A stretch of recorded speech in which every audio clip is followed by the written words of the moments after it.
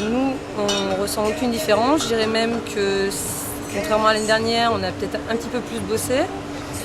On a toujours un petit creux entre le 14 juillet et le 15 août parce qu'il y a beaucoup de Clermontois qui s'en vont en vacances, donc ce qui fait place aux touristes. Cette année, contrairement à l'année dernière, on a démarré dès début juillet avec beaucoup de monde. L'année dernière, ça avait pris un petit peu plus de temps. De plus en plus, on a l'impression qu'avec je mets entre guillemets la crise, les gens ont envie de prendre des vacances, de se détendre et peut-être de se détendre avec des choses plus simples. Alors le début de saison, j'allais dire, les choses sont un petit peu similaires à celles de l'année dernière, mais avec un public touristique un petit peu différent, dans le sens où on a peut-être moins de population européenne et un petit peu plus de population qui vient, j'allais dire, d'un petit peu plus loin, plus sur la partie Amérique du Nord, Amérique du Sud, et également vraiment toute la partie Europe de l'Est. L'activité est plus ou moins bonne, quoi, on va dire. Moi je me plains pas, on a un bon passage, une bonne clientèle.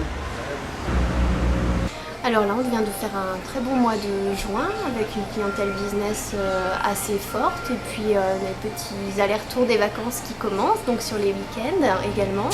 Et là, on va à nouveau refaire les chassés croisés sur le mois de juillet et d'août, tous les vendredis et samedis soirs. Donc ce qui s'annonce un bon mois de juillet pour nous, avec une bonne occupation. Le début a été difficile puisque vous savez que la première quinzaine de juin a été des plus pluvieuses, froides, humides. Et depuis le 15 juin, eh bien, ça se présente bien avec un temps super.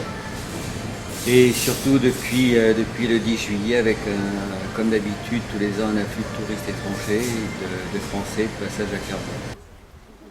Au mois de juin, à cause du temps, on a eu beaucoup moins de monde, surtout en camping. Les locatifs sont restés constants.